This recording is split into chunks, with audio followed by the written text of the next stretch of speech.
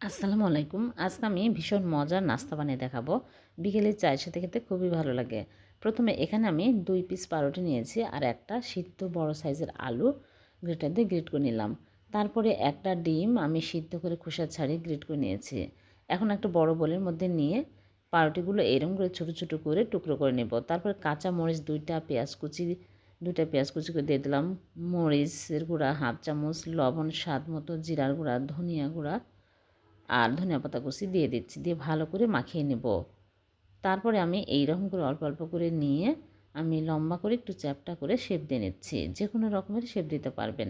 সবগুলো বানিয়ে নিয়েছি। এখন এগুলো আমি গরম তেলের মধ্যে একটা একটা করে দিয়ে দেব, দিয়ে উল্টিয়ে পাল্টিয়ে ভেজে নিতে হবে। খুবই মজার এই নাস্তাগুলো, খুবই কম খরচে ভীষণ মজার একটা নাস্তা তৈরি হয়ে যায়। আর বাচ্চাদের টিফিনও দিতে পারবেন, আবার বিকেলের চায়ের সাথেও খেতে পারবেন। খুবই টেস্টি হয়।